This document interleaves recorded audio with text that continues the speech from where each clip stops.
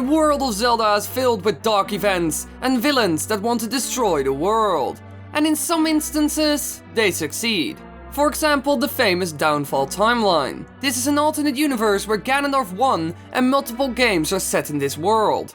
But what is different in this timeline? How did it affect the humans and the other races? And what about the iconic buildings and places of the series? Well, time to find out.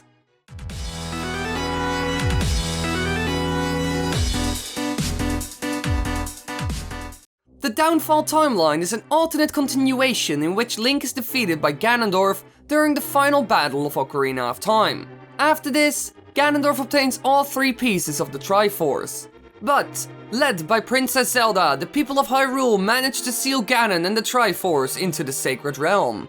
The Hyrule Historia explains in a different section that Hyrule experienced a short-lived peace. After which, knowledge of the Sacred Realm and the Triforce spread across Hyrule, and many went looking for it.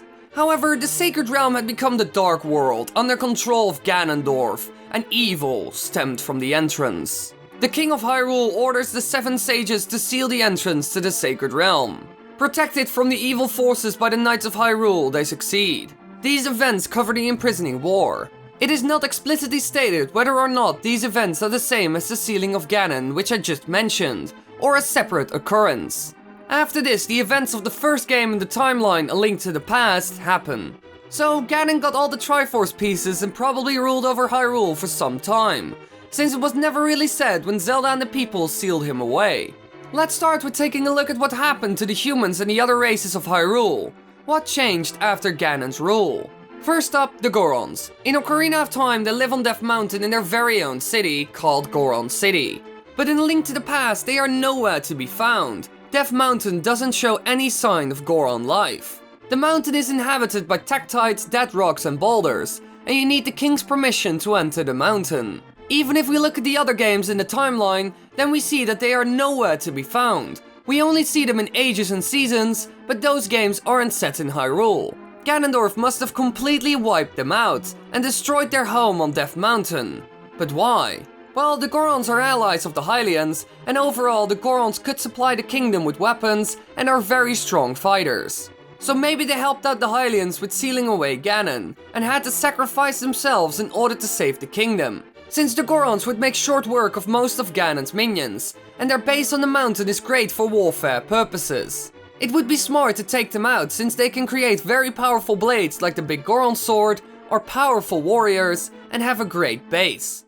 But what about the other races? What happened to the Zoras? Well, there's only one type of Zora in this game, the River Zora. They aren't really friendly and pop up from the water and shoot fireballs at Link. There's only one friendly Zora, their king, who sells Link the flippers for 500 rupees at his home in the top right corner of Zora's lake. After this, he grants Link permission to use the whirlpools found in various bodies of water throughout Hyrule, explaining that the whirlpools can warp Link to other locations. But all the other River Zoras will still attack Link, so overall they're still hostile and look completely different from the ones in Ocarina of Time. And if we look at the other games in the timeline, then we see that the Zoras don't really change and keep on being mostly hostile. How did this happen? They used to be such peaceful and nice creatures. What changed?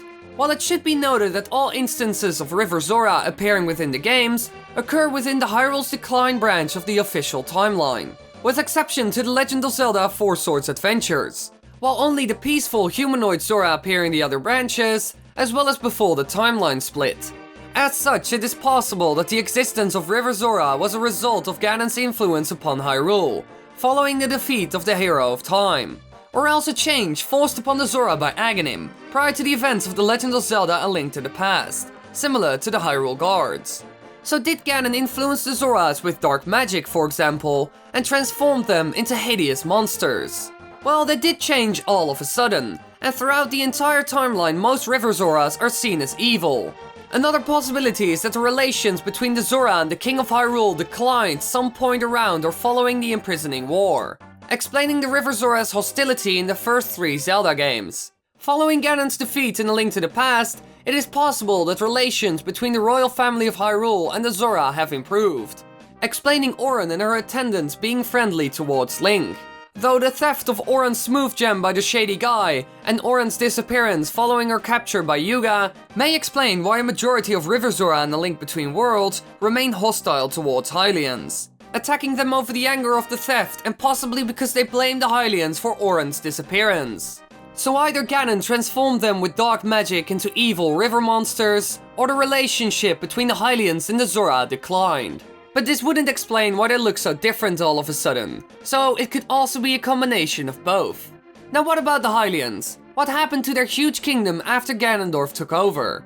Well, we can see that Kakariko Village was moved to a different location. It's located in the midwestern part of the Light World, south of the Lost Woods. And in Ocarina of Time, it's located directly at the foot of Death Mountain, so it's definitely in a different location. But this isn't really surprising to me, since all the villagers fled to Kakariko Village after Ganondorf took over Hyrule Castle. So as soon as Ganon got his hands on the Triforce, Kakariko Village would be one of his first stops, since almost all the humans reside there. And we can clearly see that some actually died, since a lot of old characters like Anju didn't make a return. Besides this, we see less humans in the village and other places compared to Ocarina of Time. So they probably took a hit, since Kakariko Village isn't what it used to be. A lot of the iconic characters are nowhere to be found, and overall we see less humans. Ganondorf left his mark, that's for sure. But what about the other iconic cities, villages and structures? Well, Kakariko isn't in the same place anymore, that's for sure. But what about Hyrule Castle town and the castle itself?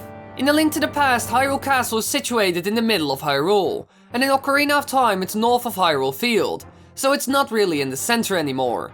Besides this, Hyrule Castle town is completely gone. It's nowhere to be found. But there's actually quite a simple explanation for all of this.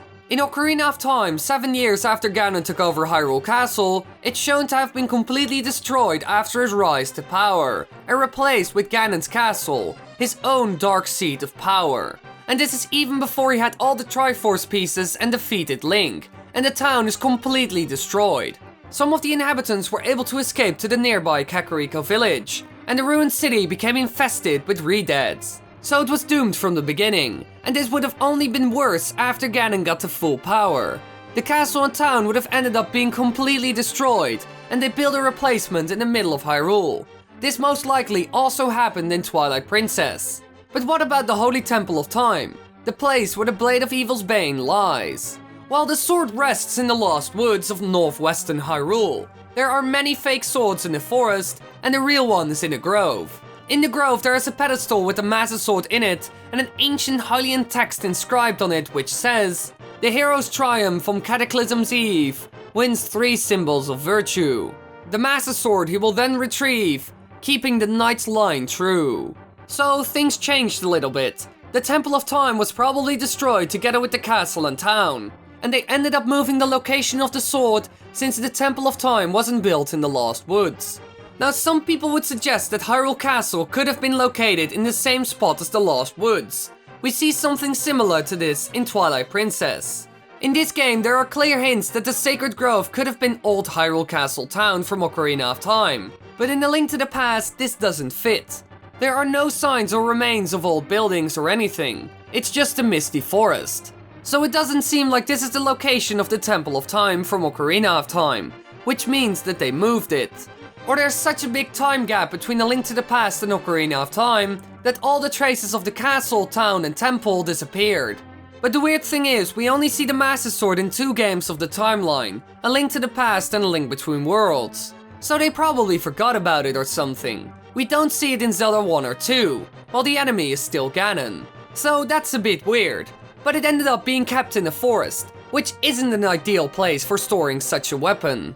But what did the world look like when Ganon ruled it? Well, for this we will take a look at a very good example. The legendary Sacred Realm. Since the Golden Land was transformed into a twisted reflection of Ganondorf's evil heart, and came to be known as the Dark World. This is what the world would have looked like if Ganondorf was its ruler, filled with darkness, evil and death. Whoever enters the Dark World is transformed into a shape that reflects their inner self. Those with hearts filled with greed turn into monsters. This fate befell those who sought the Triforce, who were unable to escape the Dark World. But luckily enough, the people of Hyrule managed to seal him away and save Hyrule. But this came at a cost. And now we all know what that was.